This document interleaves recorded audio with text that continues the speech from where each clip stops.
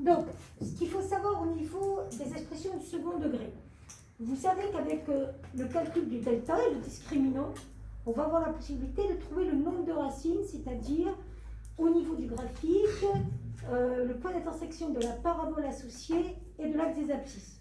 Et au niveau d'une fonction, les antécédents de 0. On va avoir plusieurs cas possibles pour un polynôme second degré. Soit ce polynôme admet 2 racines. Rappelez-moi ce que c'est qu'une racine. Oui, c'est une valeur qui annule le polynôme. Soit ce polynôme admet une seule racine, soit ce polynôme n'admet aucune racine. Il n'y a pas d'autre choix, on est d'accord? Donc, suivant les 3 cas présents ici, on va avoir des positions de la parabole différentes. On est d'accord? Donc, s'il admet 2 racines, x1, x2, on va avoir 2 possibilités au niveau du graphique. Qui peut me dire graphiquement qu'est-ce qui peut se passer si un polynôme admet 2 racines? Comment va être la parabole associée? Oui. Alors, oui, alors il y a 2 possibilités. Et on n'aura pas plus que 2, pas moins que 2. Ok, la courbe, elle va couper. L'axe des abscisses en 2 points. Mais qu'est-ce qu'on a dit la dernière fois? Hier, on a dit quoi? Oui. À un moment, le sommet, ça sera un minimum et à un moment, ça sera Voilà, il va falloir regarder suivant le signe de A. Donc, on va avoir à chaque fois 2 graphiques possibles. Soit le A est positif, soit le A est négatif. Soit le A est positif, soit le A est négatif. Et pareil de l'autre côté, soit le A est positif, soit le A est négatif. Donc ça, on va voir qu'à chaque fois, on va avoir 2 possibilités.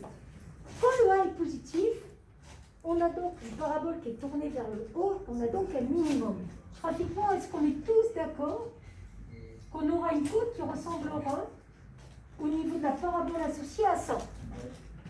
Si le A est négatif, et si ça coupe 2 fois, on aura une courbe qui ressemblera à ça. On est d'accord ou pas? Grâce à ça, on va pouvoir faire un tableau de signes. Est-ce que vous pouvez me dire le signe de l'expression grâce à ce graphique? Si je devais faire un tableau de signes, x et le signe de ax carré plus bx plus c. Qui peut me dire le signe grâce à cette représentation graphique? Oui. Ah non. Alors oui. Oui, on se rend compte que là, on est dans la partie de la courbe qui est au-dessus de l'axe des abscisses. Donc si on devait parler en termes d'image, l'image serait positive. Donc on aurait plus, 0, moins, 0 et plus. Avec les valeurs x1, x2 ici. Est-ce que tout le monde le voit? Là on est au-dessus de l'axe des abscisses, donc on a une valeur positive. Là on est en dessous, on a une valeur négative. Là on est au-dessus, positif. Et qu'est-ce qui se passe quand le A est négatif? C'est le contraire.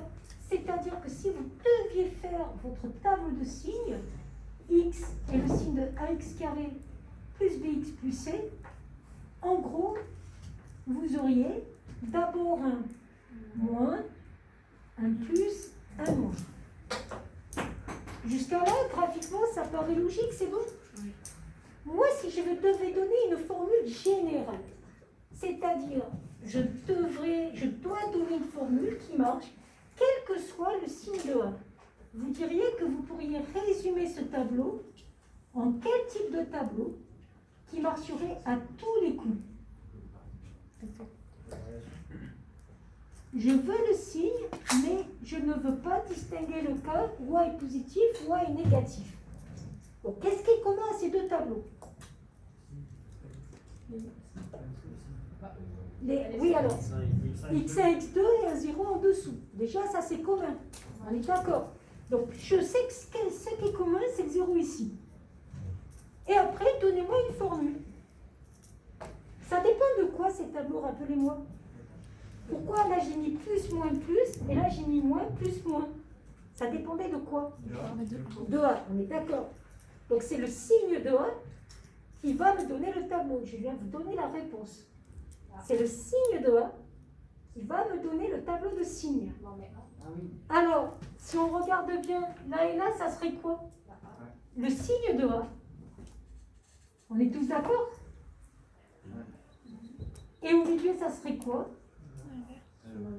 Le signe de moins 1. Est-ce qu'on est tous d'accord sur ça? Quand c'était positif, on avait bien plus, plus et moins. Et quand c'était négatif, on avait bien moins, moins et plus. Donc ça, c'est quelque chose que vous devez savoir. Si vous avez une expression du second degré qui admet 2 racines x à x2, le tableau de signes sera toujours fait de cette façon-là. Signe de A à l'extérieur, signe de moins 1 à l'intérieur. Oui, Et pourquoi signe de moins 1? parce que ici, c'est moins. Moins, c'est l'opposé de A. Mais l'autre c'est plus. Ici, c'est plus, plus, c'est l'opposé de A. Bah donc c'est pas bon. Ah donc c'est pas moins. C'est le signe de moins 1. Bah, c'est signe de plus. C'est le... Ça fait Non. moins. Si le A est négatif, moins 1 est positif. Le signe de moins 1, ça ne veut pas dire que c'est négatif. 1 peut être négatif. Si 1 fait moins 2, là, je vais avoir le signe plus. Donc, j'aurai bien le signe de moins, moins 2. C'est pas parce qu'il y a marqué moins 1 que c'est négatif. Attention. Alors là, si vous avez compris ça, vous aurez compris tout le reste. Si... Ah oui, alors ce qu'il faut savoir aussi, c'est quand vous avez 2 racines, on peut factoriser sous cette forme-là. Pourquoi, d'après vous, j'ai 2 facteurs et le 1? Pourquoi j'en ai pas 3 facteurs? Il y a un truc très simple à me dire. Parce qu'il y avait 2x. Parce que c'est au carré. Donc quand vous allez développer x sur x, ça va être au carré. Si j'avais mis un autre x ici, j'aurais eu quoi en développant? Du cube. Donc je sais déjà que quand j'ai une expression au carré, je ne peux pas avoir d'autres facteurs que ça. Que quand je vais développer, il faut que je tombe sur du x carré. Donc ça, c'est des choses qu'il faudra savoir faire, mais on le fera après avec des exercices. Deuxième cas, je n'ai plus qu'une seule solution. On va exactement avoir le même type de parabole associée, sauf qu'ici, qu'est-ce qui va se passer au niveau de l'axe des abscisses? J'ai qu'une seule solution. Oui, Ça va se couper qu'une fois. ça va couper qu'une fois. Donc soit j'aurai ça, et ça coupe une fois, soit j'aurai ça, et qu'est-ce que vous pouvez dire du signe, si vous regardez bien? Ici, l'expression sera toujours de quel signe? Positif. Positif. Ah, c'est pour répondre? Bon. Ici, l'expression sera toujours positive si je regarde en termes d'image, entre guillemets. Et là, l'expression sera toujours comment? Négative. Négative. Donc, si vous deviez faire un tableau qui marche à tous les coups, vous mettriez quoi dans ce tableau? Oui, Le signe de A. toujours le signe de A. Et il y a quand même une valeur qui annule, et le signe de A. Moins l'infini, plus l'infini, x est votre expression. Ax carré plus bx plus c. On est d'accord ou pas? Donc si le A est positif, ça sera plus partout avec un 0 qui annule, au milieu là, enfin au milieu, entre guillemets. Et si le A est moins, ça sera toujours négatif, avec une valeur qui annule ici. Troisième possibilité, il n'y a pas de racine. Concrètement, au niveau de la parabole associée, qu'est-ce qui se passe? Elle ne touche pas. Elle ne touche pas l'axe des abscisses. Si ça ne touche pas, je vais donc avoir première possibilité, ceci. Deuxième possibilité, ceci. Qu'est-ce qui se passe au niveau du signe? Ça ressemble presque à en fait compte. Oui, Bah, c'est le signe de A partout. c'est le signe de A partout et ça ne s'annule jamais. Donc quelle différence je vais faire entre ce tableau-là et le tableau ici?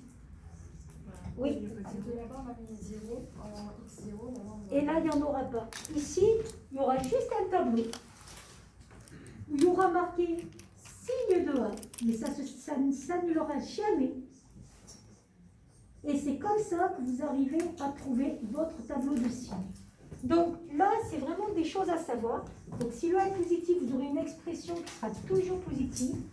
Et si le A est négatif, vous aurez une expression qui sera toujours négative. On va s'arrêter là et puis on va faire les exemples après. Vous pouvez